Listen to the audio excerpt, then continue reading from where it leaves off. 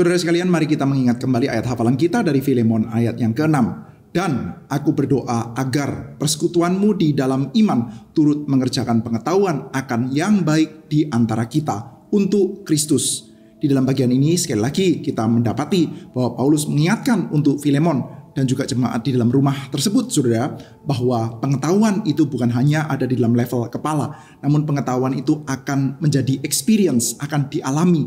Dan kita berharap, saudara, juga pengetahuan kita akan Kristus, akan rekonsiliasi di dalam Kristus, juga akan keluar, diwujudkan di dalam tindakan kita untuk Kristus. Kiranya Tuhan menyertai setiap kita.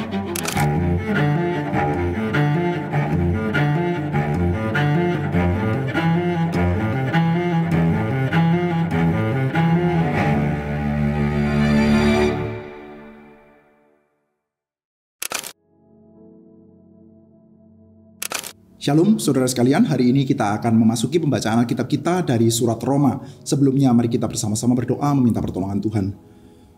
Bapa di dalam surga, kami ini mensyukuri untuk kitab suci kami, dan saat ini secara khusus kami mensyukuri untuk surat Roma yang telah Engkau pakai Tuhan untuk memeliharakan jemaat gereja Tuhan dari zaman ke zaman.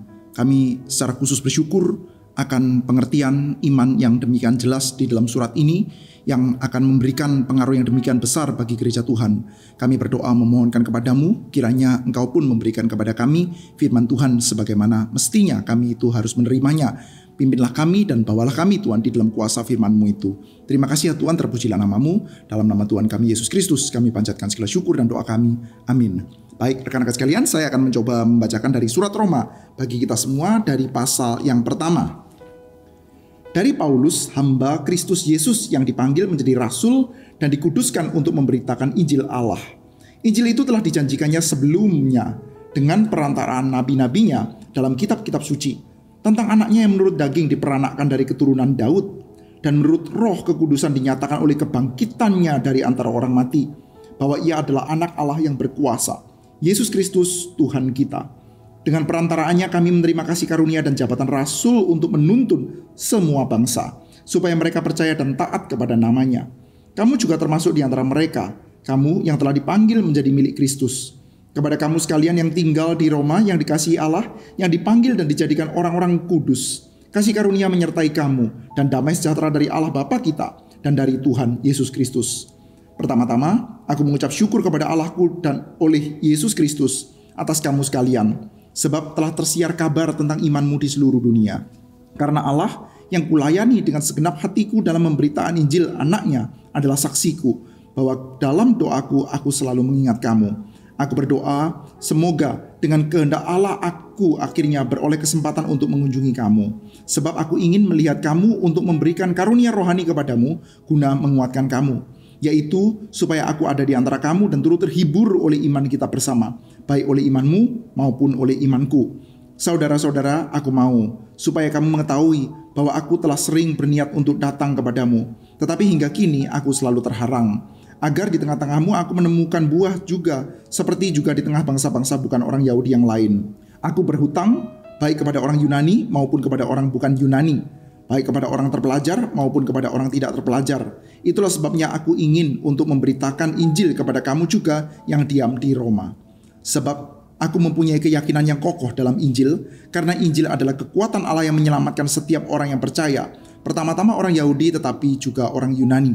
Sebab di dalamnya nyata kebenaran Allah yang bertolak dari iman dan memimpin kepada iman, seperti ada tertulis, orang benar akan hidup oleh iman. Sebab murka Allah nyata dari sorga atas segala kefasikan dan kelaliman manusia yang menindas kebenaran dengan kelaliman. Karena apa yang dapat mereka ketahui tentang Allah nyata bagi mereka, sebab Allah telah menyatakannya kepada mereka. Sebab apa yang tidak nampak daripadanya, yaitu kekuatannya yang kekal dan keilahiannya, dapat nampak kepada pikiran dari karyanya sejak dunia diciptakan, sehingga mereka tidak dapat berdalih. Sebab sekalipun mereka mengenal Allah, mereka tidak memuliakan Dia sebagai Allah atau mengucap syukur kepadanya. Sebaliknya, pikiran mereka yang sia-sia dan hati mereka yang bodoh menjadi gelap. Mereka berbuat seolah-olah mereka penuh hikmat, tetapi mereka telah menjadi bodoh. Mereka menggantikan kemuliaan Allah yang tidak fana dengan gambaran yang mirip dengan manusia yang fana, burung-burung, binatang-binatang yang berkaki 4, atau binatang-binatang yang menjalar. Karena itu, Allah menyerahkan mereka kepada keinginan hati mereka akan kecemaran, sehingga mereka saling mencemarkan tubuh mereka. Sebab mereka menggantikan kebenaran Allah dengan dusta dan memuja dan menyembah makhluk dengan melupakan penciptanya yang harus dipuji selama-lamanya. Amin. Karena itu Allah menyerahkan mereka kepada hawa nafsu yang memalukan. Sebab istri-istri mereka menggantikan persetubuhan yang wajar dengan yang tak wajar. Demikian juga suami-suami meninggalkan persetubuhan yang wajar dengan istri mereka dan menyala-nyala dalam berahi mereka seorang terhadap yang lain, sehingga mereka melakukan kemesemuan laki-laki dengan laki-laki. Dan karena itu mereka menerima dalam diri mereka balasan yang setimpal untuk kesesatan mereka. Dan karena mereka tidak merasa perlu untuk mengakui Allah, maka Allah menyerahkan mereka kepada pikiran-pikiran yang terkutuk, sehingga mereka melakukan apa yang tidak pantas, penuh dengan rupa-rupa kelaliman, kejahatan, keserakahan, dan kebusukan, penuh dengan dengki, pembunuhan, perselisihan, tipu muslihat, dan kefasikan. Mereka adalah pengumpat, pemfitnah, pembenci Allah, kurang ajar, congkak, sombong, pandai dalam kejahatan, dan tidak taat kepada orang tua, tidak berakal, tidak setia, tidak penyayang, tidak mengenal belas kasihan. Sebab walaupun mereka mengetahui tuntutan-tuntutan hukum Allah, yaitu bahwa setiap orang yang melakukan hal demikian patut dihukum mati, mereka bukan saja melakukannya sendiri, tapi mereka juga setuju dengan mereka yang melakukannya. Sampai di sini pembacaan Alkitab kita. Rekan-rekan sekalian, ketika kita membaca surat Roma ini, saudara ya, ada beberapa hal pengertian mendasar yang perlu untuk kita ketahui, saudara. Saya coba bacakan ya. Ini waktu Paulus di Korintus di dalam Kisah Rasul pasal yang ke-18 ya. Ada catatan seperti ini ya. Ayat pertama. Kemudian Paulus meninggalkan Athena lalu pergi ke Korintus. Di Korintus ia berjumpa dengan seorang Yahudi bernama Aquila yang berasal dari Pontus. Ia baru datang dari Italia dengan Priscilla istrinya karena Kaisar Claudius telah memerintahkan supaya semua orang Yahudi meninggalkan Roma. Paulus singgah di rumah mereka. Nah, sudah sekitar tahun 50 Masehi, Paulus itu pertama sampai di Korintus, sudah. Dan di Korintus dia bertemu dengan Priscilla dan Aquila. Dia bertemu dengan Aquila dan Priscilla, sudah. Nah, rupanya Priscilla dan Aquila ini menurut Kisah Rasul pasal 18 adalah orang yang terusir dari Roma pada zamannya Claudius ya. Sekali lagi ya, kita melihat yang berasal dari Pontus. Ia baru datang dari Italia, dari Roma ya, dengan Priscilla istrinya karena Kaisar Claudius telah memerintahkan supaya semua orang Yahudi meninggalkan Roma, saudara. Jadi sudah pernah ada pengusiran di Roma, saudara. Nah, saudara, kapan itu pengusiran terjadi di Roma, saudara? Claudius Edict itu, saudara. Itu terjadinya sekitar tahun 49 Masehi, saudara. Dan kalau kita melihat ya catatan dari satu orang sejarawan Roman, saudara, namanya Tacitus, saudara. Tacitus tulisnya, saudara. Nah, itu kita bisa melihat ya, dia mencatat, saudara, bahwa pada era, saudara, setelah pembakaran Roma ya oleh Nero, saudara, kita mendapati ada catatan ya bahwa orang Kristen di Roma sangat banyak. Tahyul jahat ini berasal dari Yudea. Nah, ini data penting, saudara ya. Catatan dari Tacitus mengatakan bahwa tahyul jahat ini, maksudnya Kristen, sudah dianggap tahyul ya oleh orang-orang Roma. Tahyul jahat ini berasal dari Yudea. Jadi kita melihat ya, pada tahun 49 Masehi sudah pernah ada Claudius Edict di mana orang-orang Yahudi diusir keluar dari Roma. Penyebabnya apa? Nah, kalau kita perhatikan dari beberapa catatan sejarah, sudah, penyebabnya adalah karena di Roma itu orang-orang Yahudi itu menciptakan keributan, sudah. Ada keributan di antara orang-orang Yahudi. Keributannya tentang apa? Keributannya itu bukan tentang tindak-tindak kriminal, sudah. Karena kalau tindak kriminal mereka tidak diusir keluar dari kota. Tindak kriminal mereka akan ditangkap, sudah, dimasukkan ke dalam penjara, sudah. Tapi ada semacam keributan tertentu yang akhirnya membuat Claudius menganggap bahwa ini bahaya nih kalau Roma itu jadi nggak stabil, muncul keributan seperti ini, maka orang-orang Yahudi diusir keluar dari Roma. Nah, keributannya tentang apa sih, saudara? Keributannya adalah perdebatan tentang Kristus, saudara. Kristus, ya, Kristus. Nah, orang-orang Romawi sudah tidak terlalu paham pada waktu itu, saudara. Kristus itu apa sih? Claudius juga tidak paham, saudara. Apa sih kamu itu berdebat tentang Kristus? Maka ya udahlah diusir aja supaya Roma itu stabil, saudara. Nah, banyak orang yang percaya, saudara, bahwa Kristus itu maksudnya adalah Kristus. Jadi, orang-orang Yahudi Kristen memberitakan Injil secara cukup gencar, saudara, sebelum tahun 49 Masehi. Sehingga pada tahun 49 Masehi mereka itu diusir keluar, saudara. Artinya, kita bisa asumsikan bahwa sebelum tahun 49 Masehi, saudara, sudah ada kekristenan di kota Roma, saudara. Nah, belum ada catatan tentang Paulus pergi penginjilan ke sana. Belum ada catatan tentang rasul-rasul yang lain, saudara. Dan ada catatan dari Tacitus bahwa tahyul jahat itu, artinya kekristenan, itu berasal dari Yudea. Jadi, saudara, kita bisa membuat semacam kesimpulan, saudara, bahwa Christianity di kota Roma itu sudah ada sebelum rasul-rasul itu pergi penginjilan di kota Roma. Mereka sudah ada orang Kristen. Dan mereka sudah ada menjadi orang-orang Kristen yang menginjili dengan begitu giatnya sampai perdebatan tentang Kristus itu mengganggu Kaisar Claudius. Sampai akhirnya mereka itu diusir keluar dari Roma, saudara. Maka, saudara, kita bisa bayangkan ya, ini adalah orang-orang yang jadi orang Kristen dari mana, saudara? Katanya Tacitus itu dari Yudea, saudara. Maka besar kemungkinan, saudara, seperti yang banyak dipercaya oleh banyak penafsir, saudara, bahwa kekristenan di Roma itu muncul karena orang-orang Yahudi di kota Roma itu banyak yang datang juga ke Yerusalem, saudara, pada waktu perayaan Pentakosta. Di dalam Kisah Rasul pasal 2, saudara, ada pendatang dari Roma. Saudara kalau perhatikan di dalam list ya, di dalam Kisah Rasul pasal 2 itu ketika mereka berbahasa-bahasa lain itu, saudara ya, ada catatan pendatang dari Roma. Jadi pada waktu Pentakosta itu kan banyak orang Yahudi dari banyak daerah itu datang ke Yerusalem. Mereka berziarah, termasuk diantaranya orang-orang dari Roma, saudara. Mereka datang ke sana, lalu mereka pun menjadi Kristen ketika peristiwa Pentakosta itu, saudara. Lalu dari Yudea mereka pulang ke Roma lalu memberitakan Injil di sana, saudara. Dan memuncak sekitar tahun 46 sampai 49 Masehi terjadi keributan tentang Kristus. Orang-orang Yahudi non-Kristen gak percaya kalau Kristusnya adalah Yesus, sementara orang-orang Yahudi Kristen memberitakan bahwa Kristusnya adalah Yesus, saudara. Maka Romawi mengusir orang Yahudi, saudara. Nah, kita bisa melihat ya, ini satu hal yang sebetulnya itu indah, saudara, bahwa kekristenan yang begitu penting seperti kekristenan di Roma ini adalah satu buah kekristenan yang didirikan bukan oleh rasul, bukan oleh orang-orang yang hebat seperti Paulus atau Petrus, saudara, atau Yohanes, saudara. Tapi, saudara, didirikan oleh orang-orang yang kita nggak kenal, saudara, namanya siapa. Kita percaya, saudara, bahwa pekerjaan Injil, pekerjaan kekristenan itu tidak digantungkan kepada kehebatan pemberita Injilnya.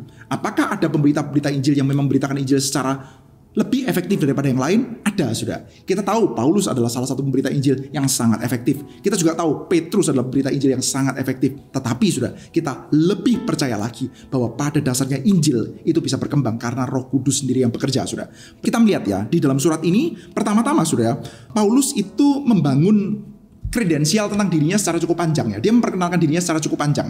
Karena ini memang bukan jemaatnya dia, saudara. Bukan dia yang mendirikan, sehingga orang itu juga belum terlalu bisa percaya sekali, saudara, dengan Paulus, saudara. Apalagi, saudara, kita tahu ya bahwa kekristenan di kota Roma sekali lagi didirikan oleh orang-orang Yahudi. Orang-orang Yahudi yang berziarah ke Yerusalem dan setelah itu mereka menjadi Kristen lalu mereka pergi ke kota Roma. Jadi kalau kita mau asumsikan, saudara, jemaat Roma ini pertama-tama teologianya mereka itu muncul dari orang-orang yang bertobatnya di Yerusalem. Jerusalem version of Christianity. Kristianitas, saudara, tetapi Kristianitas yang warna Yerusalem, warna Yudeanya itu lebih kental, saudara. Sementara kita tahu bahwa Paulus adalah dia yang memang banyak dikhususkan oleh Tuhan untuk memberitakan Injil di antara orang-orang bukan Yahudi. Sehingga, saudara, corak Injilnya Paulus itu lebih bersifat non-Yahudi, saudara. Saudara bisa membaca ya, misalkan dalam surat Filipi kita sudah pernah percakapkan, saudara, surat Kolose, lalu kita juga melihat, saudara, misalkan dalam Galatia, saudara. Nah, kita mendapati, saudara, ada banyak orang-orang Kristen itu yang latar belakangnya itu non-Yahudi, saudara. Sehingga Paulus juga sangat khas dengan kekuatan Injilnya. Injil yang menekankan tentang law free salvation, saudara. Keselamatan itu bebas dari melakukan hukum Taurat. Dalam artian kita tidak diselamatkan karena melakukan hukum Torah, saudara. Perkara setelah kita diselamatkan maka kita akan menghasilkan buah, itu betul, saudara. Tetapi kita tidak diselamatkan karena menjalankan hukum Taurat, saudara. Maka orang bisa melihat, saudara, bahwa teologi utama dari gereja di kota Roma dengan teologi utamanya Paulus itu bisa tidak sama penekanannya. Paulus menekankan tentang keselamatan yang diperoleh dengan bebas tanpa melakukan hukum Taurat. Sementara, saudara, kekristenan di kota Roma itu dibentuk oleh orang-orang Yahudi dengan latar belakang Tauratistik yang kuat. Bukan berarti ya gerejanya adalah gereja yang percaya keselamatan oleh karena perbuatan. Sudah pasti tidak, saudara. Itu namanya bukan gereja, saudara. Itu namanya bidat, saudara. Ini adalah gereja yang sejati, saudara. Tetapi warna teologianya itu lebih menekankan ke Yahudian ketimbang warna Injilnya Paulus, saudara. Maka kita bisa mendapati ya bahwa Paulus itu ya dengan baik ya, dengan tepat ya, membuka suratnya dengan membangun kredensial yang cukup panjang tentang dirinya siapa. Selanjutnya, saudara, setelah membangun kredensialnya, Paulus menunjukkan tentang sukacitanya akan jemaat Roma. Nah, ini juga indah, saudara.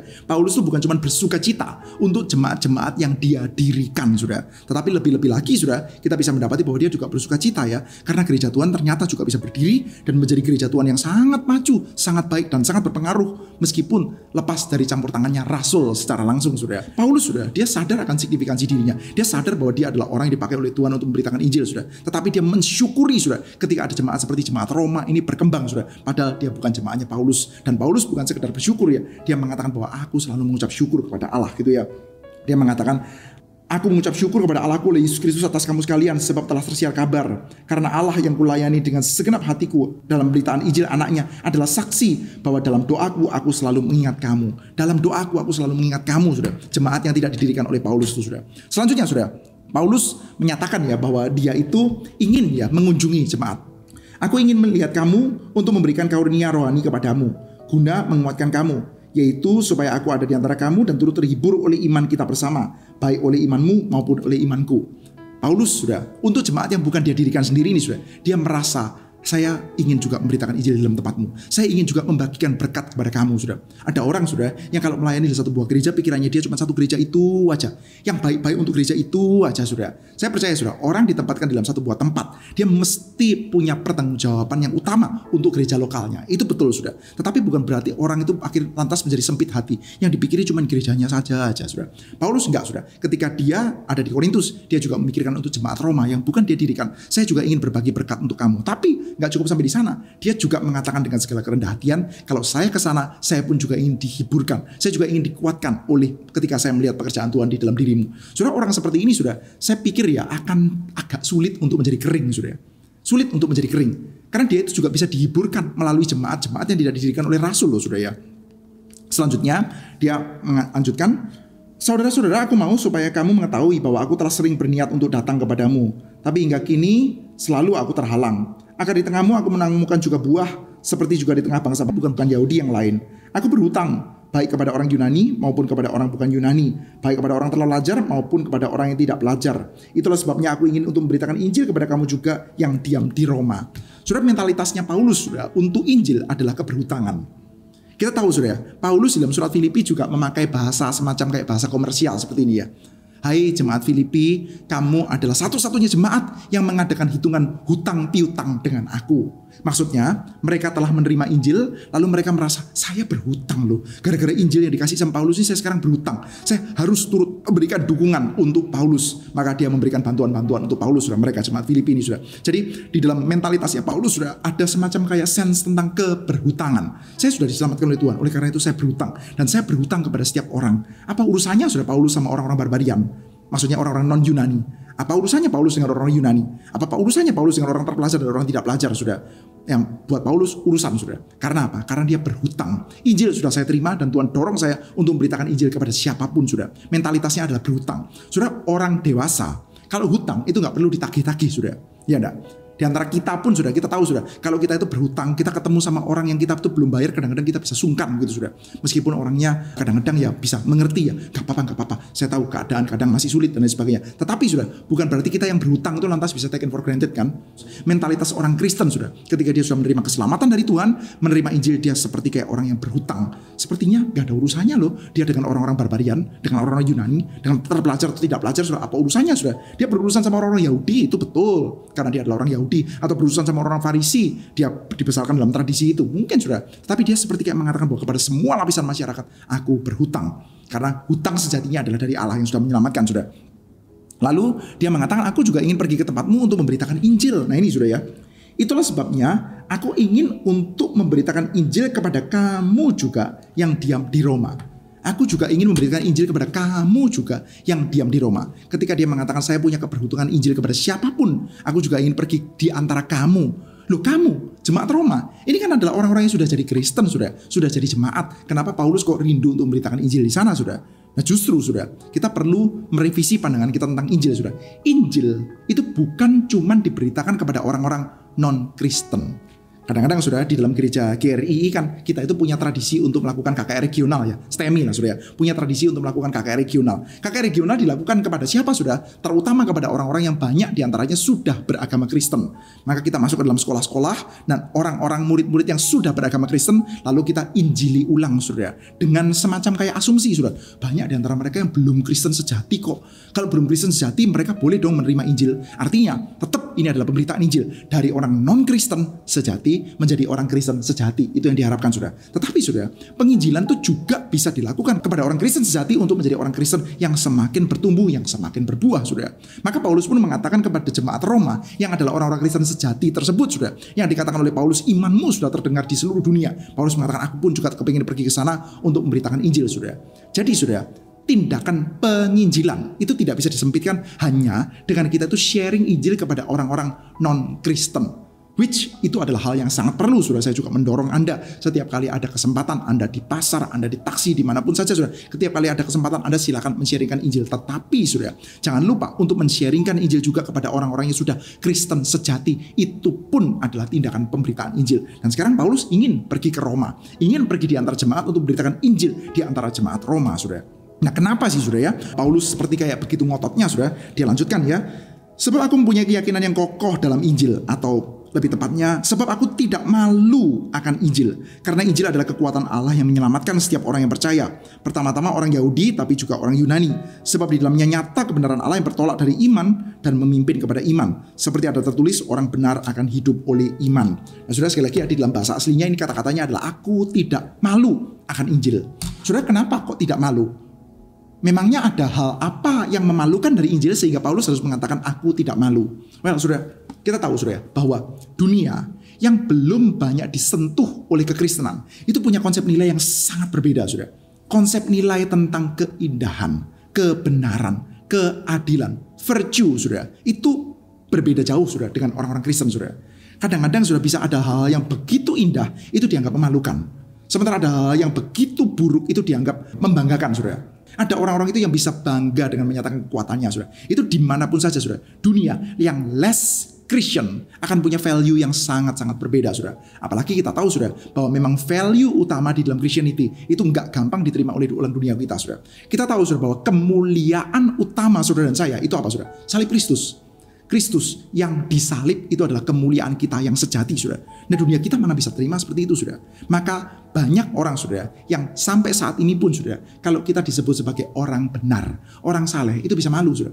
Anak remaja kita, saudara, kalau disebut sebagai anak alim itu kan ucapan hinaan, saudara. Kalau dia mah orang alim itu kita bisa agak malu, saudara.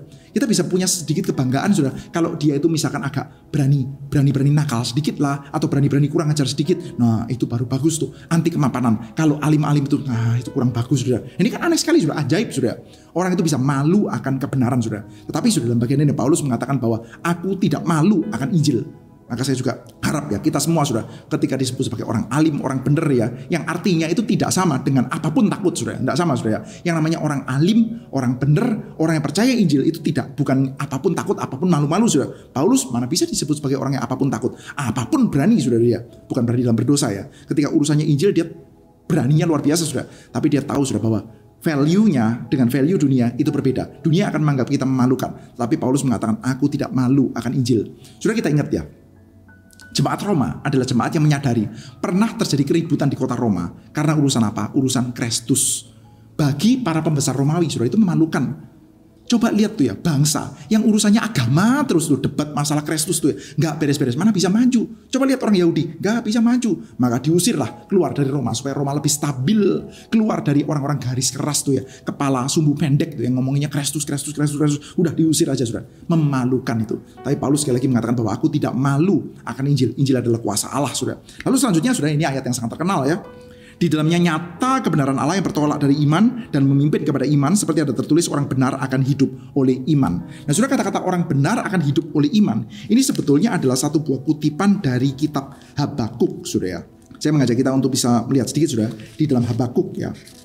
Habakuk pasal yang kedua, saya bacakan, saudara, ayat 4. Sesungguhnya orang yang membusungkan dada tidak lurus hatinya, tetapi orang yang benar itu akan hidup oleh percayanya. Orang yang benar itu akan hidup oleh percayanya. Di sini Paulus mengatakan orang benar akan hidup oleh iman. Saudara, ada banyak perdebatan berkenaan dengan ini, saudara, pembenaran oleh iman. Begini, saudara, kalau kita perhatikan ya, kata-kata yang dikutip oleh Paulus dalam Habakuk pasal 2 ayat 4 itu adalah kata-kata yang tadi kita baca ya. Alkitab yang kita baca Perjanjian Lama itu berasal dari naskah Masoret, saudara. Naskah Masoretik, saudara. Jadi Perjanjian Lama kita itu kan dari bahasa Ibrani, saudara. Naskah Masoretik diterjemahkan oleh LAI jadi bahasa Indonesia, saudara. Tetapi, saudara, orang-orang pada zamannya Paulus, saudara, Paulus, Petrus, Yakobus, Yohanes, Yesus, saudara, itu banyak pakai Alkitab yang sudah diterjemahkan dalam bahasa Yunani. Jadi mereka tidak lagi membaca naskah Masoretik, bukan nggak ada ya, bukan nggak bisa juga, saudara. Tetapi terutama mereka membaca di dalam naskah LXX atau naskah di dalam bahasa Yunani. Nah sama saudara, pada zamannya Tuhan Yesus sudah Alkitab yang lebih umum dipakai itu bukan naskah Masoretik, tetapi naskah LXX sudah. Nah termasuk sudah Paulus ya dan para penulis Perjanjian Baru itu banyak sekali mengutip terutama dari naskah LXX. Nah permasalahannya di dalam naskah LXX dan naskah Masoretik itu ada perbedaan sudah dari Habakuk pasal 2 ayat 4 sudah. Nah ini ya, saya coba tunjukkan sedikit perbedaannya sudah di dalam Habakuk pasal 2 ayat 4. Di dalam versinya naskah Masoretik sudah, itu kata ganti orangnya adalah dia gitu ya, nya. Pasal 2 ayat 4 ya, sekali lagi ya. Sesungguhnya orang yang membusungkan dada tidak lurus hatinya, tetapi orang yang benar itu akan hidup oleh percayanya. Orang benar akan hidup oleh percayanya. Shall live by his faith ya, shall live by his faith, oleh percayanya. Imannya, percayanya. Imannya siapa? Percayanya siapa? Ya percayanya orang itu sudah. Orang benar akan hidup oleh percayanya. Jadi orang benar itu hidup oleh imannya dia, oleh kepercayaannya dia. Tetapi ya di dalam naskah LXX sudah, kata his itu berubah menjadi my. Jadi sudah, orang benar itu, orangku yang benar akan hidup oleh kesetiaanku. Jadi percaya sama setia itu sama sudah ya. Artinya ya, faith itu bisa diterjemahkan percaya, bisa diterjemahkan iman, bisa diterjemahkan setia. Nah ini Pak Tong beberapa kali menjelaskan ya kalau namanya high fidelity itu apa ya sudah? Kesetiaan ya. Sementara fide itu juga kata yang dipakai untuk iman sudah. Jadi iman dan setia itu sama sudah. Jadi dalam versi LXX sudah ya, ada catatan orangku yang benar akan hidup oleh kesetiaanku. Siapa? Imannya siapa? Kesetiaannya siapa? Kesetiaan Tuhan. Tuhan setia membuat orang benar bisa tetap hidup. Tapi dalam naskah Masoretik, orang benar itu akan hidup oleh imannya dia, bukan kesetiaannya Tuhan. Nah sementara sudah dalam kutipan Paulus ini sudah, kata gantinya nggak ada. Orang benar akan hidup oleh iman. Pertanyaannya, iman ini, pistis ini adalah imannya kita atau kesetiaannya Allah sudah? Yang mana sudah? Nah sudah, Paulus ya yang kita percaya adalah orang yang tentu saja sebagai seorang scholar dia mengenal naskah Masoretik, dan dia juga tentu saja mengenal LXX sudah. Ketika dia menghilangkan kata ganti orangnya sudah, tentu dia memiliki maksud tertentu sudah. Jadi Paulus seperti kayak membuat lebih cair ya. Orang benar akan hidup bukan sekedar oleh imannya dia, tapi juga oleh kesetiaannya Allah sudah. Dan itu yang saudara dan saya percayai saat ini sudah. Kita percaya bahwa kebenaran Allah itu nyata, bahwa kita ini akan menjadi orang yang dibenarkan sudah. Dibenarkan oleh apa sudah? Dibenarkan oleh iman. Iman siapa? Iman kita. Kita beriman kepada dia. Tetapi sudah, kita juga selamat bukan sekedar karena iman kita loh, tapi kita itu beriman kepada siapa? Kepada dia yang setia kepada kita sudah. Jadi keselamatan Anda bergantung kepada siapa? Bergantung kepada iman kita, namun ultimately juga bergantung kepada kesetiaannya Tuhan. Yang membuat kita itu bisa terus menjadi orang percaya adalah apa? Karena Tuhan setia untuk menjagai kita sudah. Nah oleh karena itu sudah Paulus mengatakan bahwa aku tidak malu. Ini adalah hal yang kita tidak boleh malu, saudara. Ini adalah hal yang kita justru sangat percaya bahwa ini adalah kuasa Allah yang menyelamatkan, saudara. Nah, saudara, bedanya, saudara, bedanya Alkitab kita, bedanya iman kita dengan banyak kepercayaan yang lain, apa, saudara? Salah satu yang paling besar ada di sini, saudara, bahwa kita percaya bahwa Injil kita itu adalah kuasa Allah yang menyelamatkan, saudara. Nah, ini ya di dalam Roma pasal pertama, saudara. Karena Injil adalah kekuatan Allah yang menyelamatkan setiap orang percaya. Pertama orang Yahudi dan juga orang Yunani, saudara. Injil itu adalah kuasa Allah, saudara. Injil yang saudara dan saya percaya itu bukan sekedar berita benar, saudara. Saudara, ada banyak loh kebenaran di dalam banyak agama, saudara, yang mengajarkan banyak hal-hal yang juga benar, saudara. Tentu tidak ultimately right true ya, saudara. Tetapi ada banyak hal yang benar juga, saudara. Tetapi saudara, mengetahui sesuatu itu benar tidak membuat kita bisa menjadi orang benar loh. Mengetahui sesuatu itu benar itu hanya akan membuat kita ya tahu saja, saudara. Saudara, kalau kita melihat ya orang-orang yang berbuat dosa, orang-orang yang korupsi, orang-orang yang berzina, orang-orang yang mencuri, orang-orang yang melakukan banyak sekali penipuan lah dan lain sebagainya. Apakah dia tahu kalau yang dia lakukan salah? Ya tahu, saudara. Dia tahu nggak apa yang benar? Banyak diantaranya tahu, saudara. Mampu nggak lakukan? Nggak mampu, saudara. Orang itu membutuhkan Injil yang berkuasa, saudara. Maka kita tidak malu akan Injil kita, saudara. Karena Injil kita adalah Injil yang berkuasa. Dan kita percaya Injil itu berkuasa dan menyelamatkan. Bagaimana kita diselamatkan? Kita beriman kepada Dia yang setia kepada kita, saudara. Dan ini adalah satu hal yang sangat serius. Kenapa, saudara ya? Kenapa kita mesti confidence? Kenapa kita tidak perlu malu? Karena ini adalah satu hal yang serius. Seriusnya di mana? Bagian selanjutnya kita melihat, saudara. Kita akan langsung deal dengan urusan yang paling serius yang bisa dihadapi oleh umat manusia, saudara. Yaitu murka Allah. Sebab murka Allah nyata dari sorga atas segala kefasikan dan kelaliman manusia yang menindas kebenaran dengan kelaliman, saudara. Saudara, Injil itu menyelamatkan kita, saudara. Dan ini adalah satu-satunya jawaban, saudara. Karena hanya dalam Injil ini ada kuasa, saudara. Jawaban atas problem yang paling besar, yaitu murka Allah, saudara. Saudara, apa sih problem paling besar yang bisa dihadapi oleh manusia, saudara? Kecelakaan, kesakitan, kesulitan-kesulitan yang disebabkan oleh alam, yang disebabkan oleh dunia, yang disebabkan oleh orang yang lain. Enggak, saudara. Problem yang paling besar yang bisa dihadapi oleh manusia adalah murka Allah, saudara. Di dalam kitab Injil, saudara, Tuhan Yesus mengatakan kamu mesti takut sama Dia, saudara. Yang bukan cuma bisa urusan dunia ini, tapi juga bisa menghukum kita selama-lamanya, saudara, di dalam neraka, saudara. Maka, saudara, murka Allah itu adalah urusan yang sangat serius, saudara. Dan Paulus menyatakan bahwa murka Allah itu sudah begitu nyatanya loh. Saya tidak malu akan Injil. Karena apa? Injil itu kuasa. Injil itu menyelamatkan. Melalui iman, melalui kesetiaan Tuhan, maka kita diselamatkan. Kita tidak boleh malu. Karena apa? Karena ada problem besar yang dihadapi oleh semua umat manusia. Dan problemnya itu so clear, sangat nyata. Yaitu apa? Murka Allah. Murka Allah itu dinyatakan dari sorga atas segala kefasikan dan kelaliman manusia. Tapi saudara, kalau dikatakan bahwa murka Allah itu nyata, pertanyaannya di mana nyatanya? Faktanya kita melihat orang berdosa kelihatannya masih bisa merajalela, hidupannya kelihatannya masih baik-baik saja. Di mana nyatanya, saudara? Nah, ini yang menakutkan, saudara. Setelah dikatakan bahwa manusia itu mengenal Allah melalui segenap ciptaan, wahyu umum, saudara. Jadi tidak ada manusia yang bisa berdalih. Karena semua manusia itu berjumpa dengan penyataan Allah secara umum. Berhadapan dengan ciptaan, maka mereka akan melihat kemuliaan Allah, ya. Ayat 19, karena apa yang dapat mereka ketahui tentang Allah nyata bagi mereka. Apa yang dapat mereka ketahui itu nyata. Sebab Allah telah menyatakannya kepada mereka. Apa itu? Apa yang tidak nampak daripadanya, yaitu kekuatan yang kekal, keilahiannya bisa nampak kepada pikiran dari karyanya sejak dunia diciptakan, sehingga mereka tidak dapat berdalih. Saudara, kalau ada orang ya yang akhirnya berdalih mengatakan, saya itu tidak pernah menerima Injil, belum pernah bertemu dengan misionaris, apakah saya itu layak dihukum? Jawabannya layak, harus. Kenapa? Karena sebetulnya kamu punya pengetahuan yang cukup tentang Allah untuk kamu itu harusnya taat kepada Dia, tapi kamu nggak melakukannya. Kok bisa? Dapat pengetahuan dari mana? Itu nyata dari yang dinyatakan oleh Allah di dalam ciptaan, saudara. Jadi wahyu umum itu cukup untuk mendakwa manusia yang tidak mengembalikan segala hormat kemuliaan kepada Allah, saudara. Wahyu umum itu cukup, saudara. Dan sekarang dilanjutkan, saudara. Mereka mengenal Allah, mereka tidak memuliakan Dia sebagai Allah atau mengucap syukur kepadanya, tapi pikiran mereka yang bodoh menjadi gelap. Mereka berbuat seolah mereka penuh hikmat, mereka telah menjadi bodoh. Mereka menggantikan kemuliaan Allah yang tidak fana dengan gambaran yang mirip dengan manusia yang fana, burung, binatang berkaki 4, binatang yang menjalar. Nah, ini gambaran idolatry, saudara. Karena itu Allah menyerahkan mereka kepada keinginan hati mereka akan kecemaran, sehingga mereka saling mencemarkan tubuh mereka. Jadi, saudara, ketika Paulus mengatakan murka Allah itu nyata, kita bertanya, mana nyatanya? Kelihatannya mereka baik-baik saja. Justru di situ nyatanya, saudara. Di situ nyatanya. Karena Tuhan itu seperti kayak mendorong, betul. Tuhan itu seperti kayak serahkan mereka, bukan menyuruh mereka untuk berdosa, tapi serahkan mereka, saudara. Nah, ini ya, ini yang paling menakutkan. Allah menyerahkan mereka kepada keinginan hati, mereka akan kecemaran, sehingga mereka saling mencemarkan tubuh mereka. Saudara, kalau merasa ya orang itu baik-baik tuh berbuat dosa kelihatannya tidak ada halangan, kelihatannya baik-baik, nah itu adalah satu buah alert yang paling merah, saudara.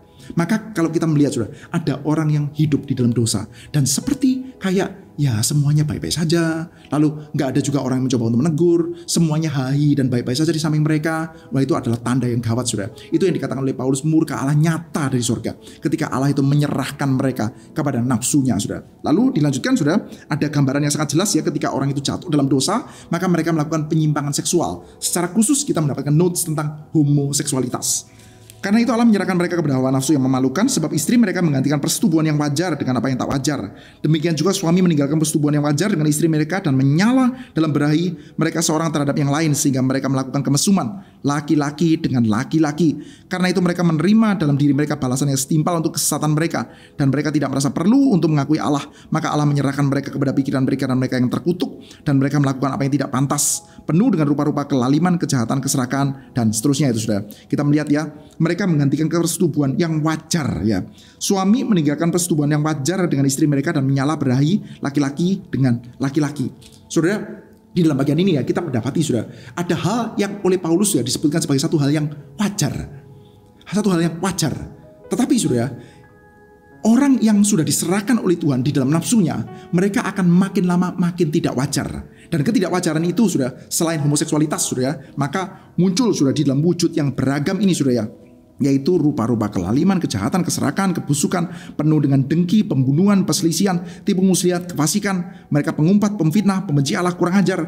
Sudah, kalau kita melihat ya, itu yang menjadi semacam new normal bagi orang-orang yang berdosa, sudah. Nah, itu menjadi bahaya sekali. Sekarang sudah, coba kita cek di dalam kehidupan kita, sudah. Secara cukup subtle saja. Mari kita lihat ya beberapa hal ini, sudah ya. Misalkan ya, kita sebutkan ini ya. Keserakahan. Itu wajar atau tidak wajar? Kalau kita ngomongin tentang homoseksualitas, banyak di antara kita mungkin akan merasa, itu tidak wajar. Kalau ada di antara Anda yang bergumul juga dengan homoseksualitas, mungkin Anda pun juga berasa bahwa Anda adalah orang berdosa. Waduh, saya kok kecenderungan seksualnya itu homoseks ya. Ini berdosa. Dan memang itu berdosa, sudah. Kita mesti sama-sama bergumul, sudah. Tetapi sudah, ada hal-hal lain yang juga sebetulnya tidak wajar. Tapi makin lama makin dianggap wajar, sudah. Yaitu apa? Misalkan, sudah, keserakahan. Saudara, kalau Anda itu memiliki cukup untuk kehidupan Anda, lalu Anda memiliki lebih daripada yang cukup daripada yang Anda miliki, sudah. Lalu Anda masih menginginkan lebih. Atau pendek kata, saudara, secara jujur saja, kalau Anda menilai diri Anda sendiri, bisa nggak saya sebutkan atau Anda sebutkan diri Anda sendiri sebagai orang serakah? Saya cukup yakin loh, saudara, bahwa banyak di antara kita itu menginginkan jauh lebih banyak daripada yang kita perlukan. Menginginkan, mengharapkan, yang pada gilirannya itu banyak di antaranya nggak kita pakai, saudara. Saudara, serakah. Makin lama makin menjadi wajar, saudara. Kalau kita lihat selanjutnya, saudara, penuh dengan dengki, pembunuhan, perselisihan, tipu muslihat, kefasikan. Tipu muslihat, saudara. Di dalam dunia kita, saudara, dalam dunia bisnis, dalam dunia keseharian, basa-basi, tipu-tipu, saling menjilat satu dengan yang lain, makin lama makin menjadi wajar saja. Dan saudara, ketika kita ya mulai terbiasa dengan hal ini, saudara, hati-hati, saudara.